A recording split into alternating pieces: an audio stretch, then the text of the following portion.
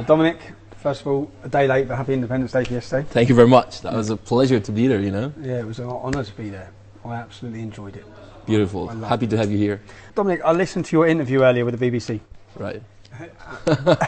We don't want this threat, even if we're going to receive a so 10,000 or 20. Sorry, are you saying that refugees are a threat to Poland? Is that what you're saying? And how many of bomber attacks in Paris there were refugees? How many of those were How many of those were Syrian refugees? How many of those were Syrian refugees? 3 out of 5. Right. And even they had the documents on them. It's so satisfying to hear from me. It was so satisfying to hear a politician just speaking honestly. Right. We don't find. So, in your interview, you said that Polish people said no to the refugee agreement. Your Law and Justice Party rejects refugees. That's right. Yeah. Why do you think Law and Justice were brought back in? Do you think you were brought back in to power because of that policy? That was one of the most important promises. We promised that not even one illegal immigrant would come to Poland if we are going to get into the power. So I think this is one of the most important promises which we kept, and this is one of the most important issues for our society. This is not something which is by the side. I think the security, the safety, the sense of safety in Poland is very important for our people, and that's why we were elected. And this is the first time in the history of Poland when one party is elected without need of coalition. You see, it never happened before. So such a huge support is coming from this promise, and we promised that, and we're going to keep this promise. That's it. You see, this is not about hatred or prejudice. It's about safety for our families. It's just fundamental values for the society in 21st century. So I'm not surprised that people are voting for someone who is promising that he's going to take care of them. What we see now in Europe is just unacceptable. And I do understand that some of the European elites hates us because of that. But this is Germany who started this madness, as I said in the BBC. And I said this madness has to be stopped. It will be stopped by Poland. Brilliant, brilliant. And the BBC host said that terrorism and the refugee, when you were talking about it, she said they're different issues. Of course not. Of course not. You see, when you get 5 bomber attackers, the 3 of them are refugees with the documents which were issued in Greece. They had their documents on them. This is what I've said, and this is just a fact. You cannot really discuss with the facts. You can have different opinion, but if someone is coming as a refugee, blowing himself up, keeping the documents on him, knowing that these documents will be fine, he knows what he's doing, and this is just a fact. So, you see, if there is 100,000, a million, and then you've got 2 or 3 who are blowing themselves up, it's just another way of seeing the whole process of illegal immigration. We see this as a threat. For some people, for Germany mainly, it's European solidarity to receive them. No. What we do, we are spending more money than our previous government. We're spending 4 times more, as I said. And for you, for Brits, maybe it's not too much because it's 10 million pounds. But for us, it's quite a lot. And it's going to be more.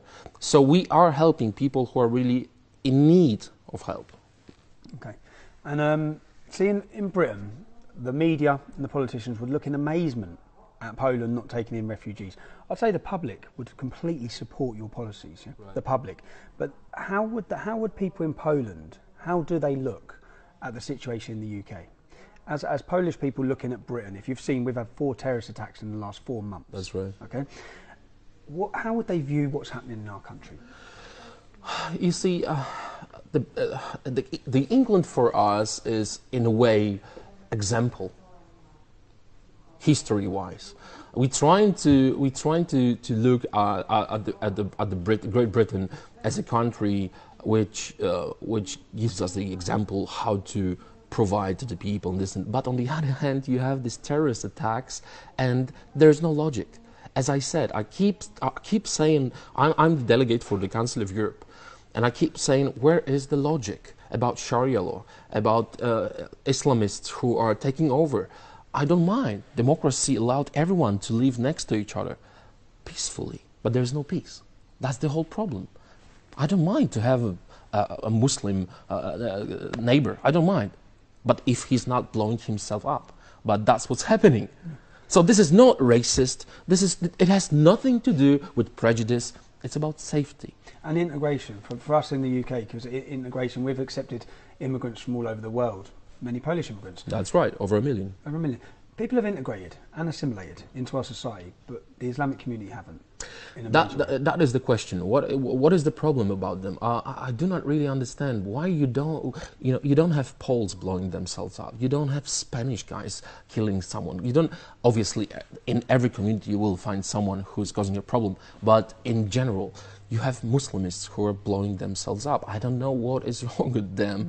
But this is about this philosophy, the way of thinking about the Western world, democracy. I remember when I was in London years back ago. I remember them in front of Westminster Cathedral, destroying the crosses and protesting, saying the Sharia will take over Great Britain, and this is what's happening.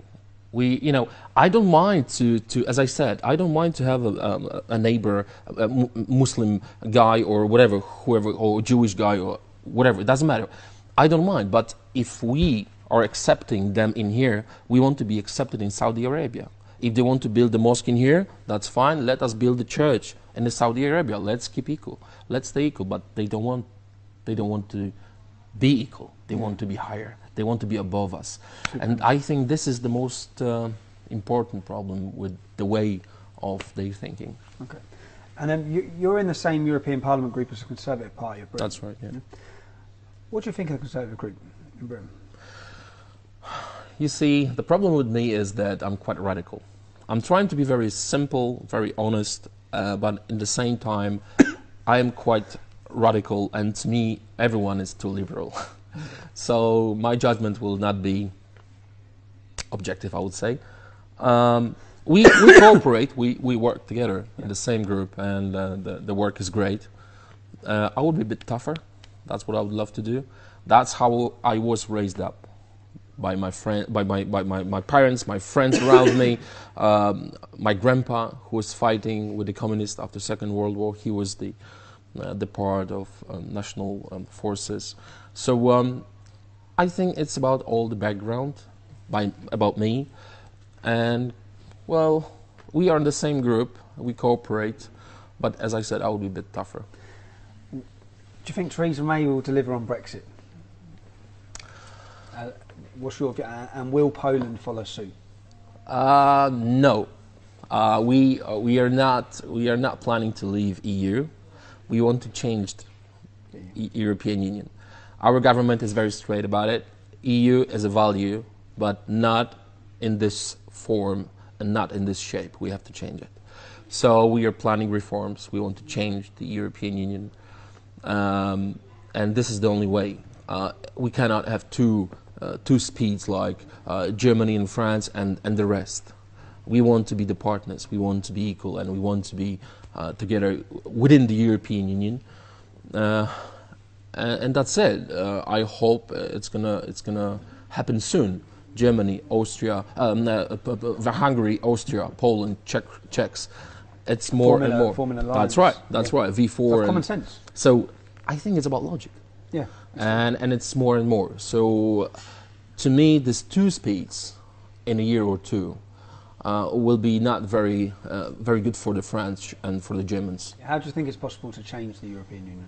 First of all, not to be afraid. You have to be tough.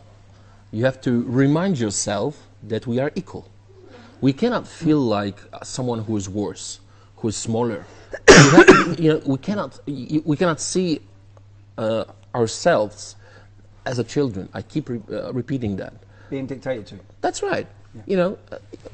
Clapping on the shoulder is not enough.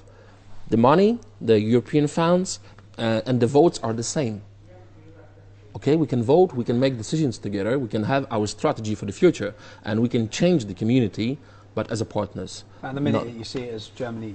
At the moment, Germany and the French president actually, who says on the first day when he was elected that he wants to change the European Union with the Germany, not with the European Union as a whole, not with the partners. He wants to change the European Union with Germany. that was a very clear sign that there's a huge connection between these two, and they want to rule the European Union. It's not going to happen. It's not going to happen. As Home Secretary, Theresa May saw the migration of over 600,000 migrants into the UK in 1 year, in 2013, I believe. Yeah? Mm-hmm. What's the law and justice immigration policy? And do you think Britain's committing suicide? It's not only about Britain. It is suicide. It's about a whole Europe. It is suicidal by our identity. Physical suicide. You've got bombers who are killing people. This is just a fact. And if Europe will not wake up, more people will be dead. It's just a fact. This is what our Prime Minister says. Wake up, Europe. If you will not wake up, you will every single day see your children dead on the streets, and this is just a fact. It's what the banner said yesterday, the huge banner on your demonstration.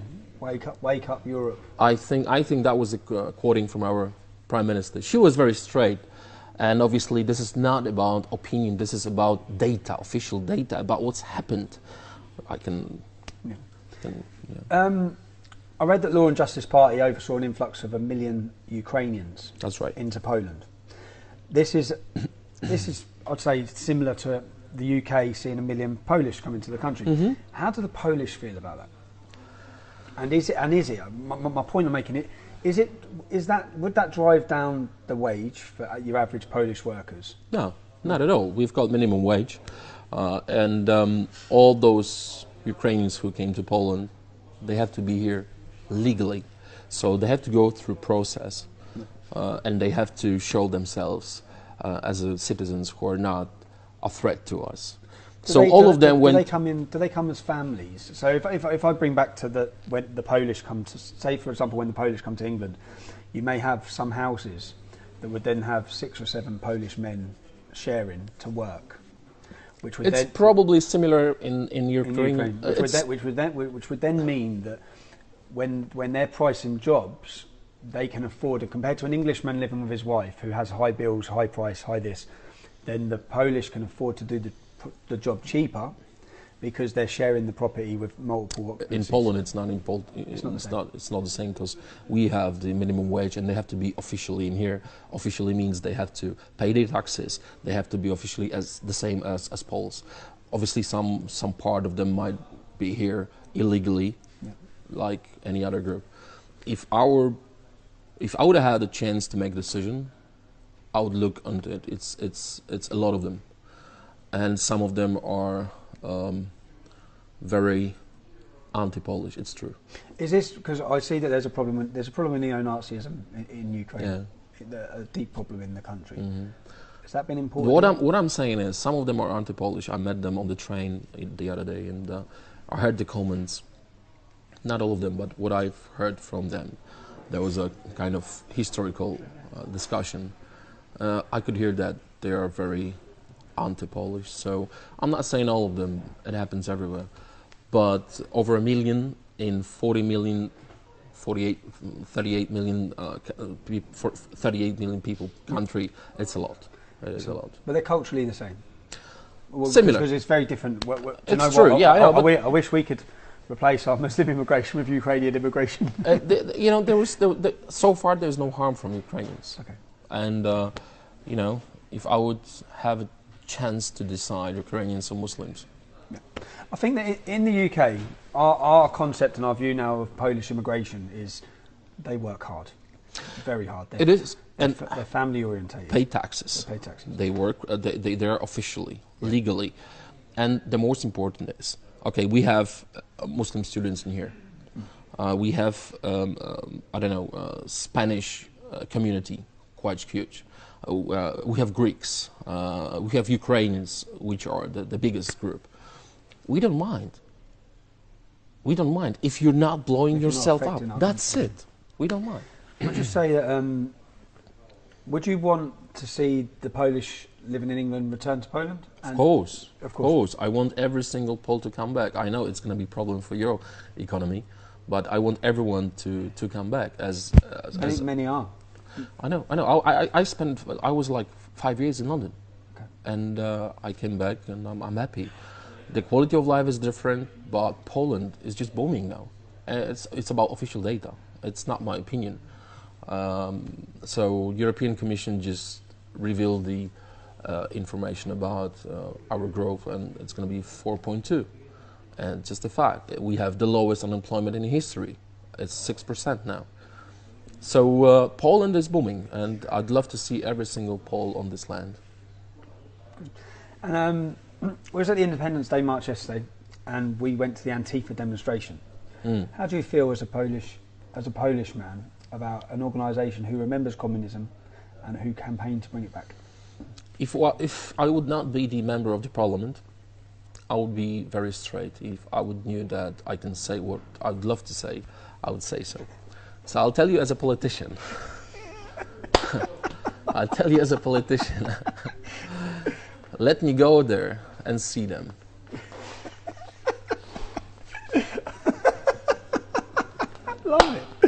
I love it. Well, yeah. They what they do is what the communists used to do when my grandpa was fighting with them in early 40s and 50s. They were selling the neighbor, they were selling the friend, they were selling the part of the family for money, and they were selling Poland. And what Antifa does now, they're taking money from Soros. Everyone knows that. From George Soros. From George Soros, yeah. And they're paid organisation. Of course, of course. They're paid like a street resistance. Are paid to attack. So, what is the difference between them and what is the difference between those who were fighting against Poland in the 50s? Can't see the difference really. Yeah. It's all about money, and they're selling their own nation. I can't see the difference.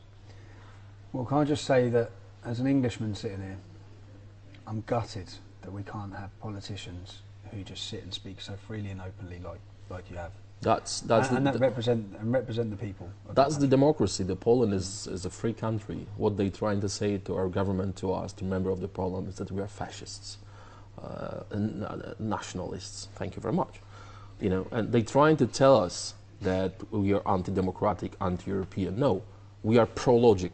Yeah, it has nothing to do. It has nothing to do with Europe as a continent. It has nothing to do with the European Union. It's about the people who are in charge of European Union. It's about the people who are making decisions which harm us all.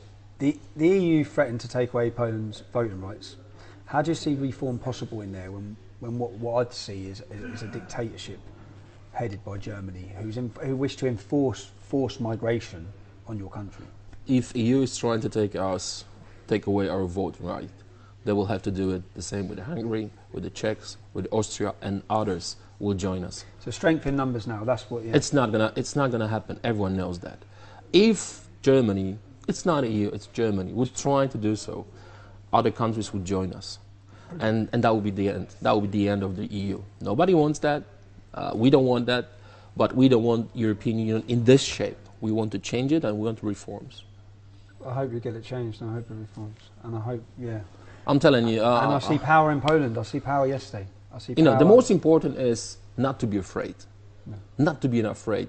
Believe that we can change that. Because at the moment, we see European Union as a huge thing which is somewhere above us, and we can't change it. We are the European Union. We are. So we have to believe that, and we have to have a strength, you know, to be open to speak out. You know, I can see as a delegate to the Council of Europe, when I'm trying to speak and tell them about this madness, like Sharia law, they were like, you know, we have 100 Sharia courts operating in the UK. It's just madness. It's not going to happen in Poland ever. Promise, ever. It's so satisfying to hear, isn't it? It's great. You know, like, do you know? You don't think you understand how we come here. I come here yesterday as an Englishman, and I stand and I watch, and I'm envious. Come over, stay in here, live in Warsaw. You should come. You've got beautiful women, beautiful Polish women. I know that. You know? Look at her. You should come over and live here and be with us, you know? We are absolutely open-minded, you know? We are so, you know, our hospitality is worldwide known. We are such open people. It's not about racism. It's not about prejudice, as I said. I think that when you look at Polish history, whether it be the Battle of the Gates of Vienna in 1683, the Polish have fought and defended Europe. True. Do you think you're going to be called on again? If there's a need, I'm the first one to go. I can see Poland and Hungary and these countries playing a pivotal I hope there part. will be no need. I mean, to be honest, I think it's already a need to react.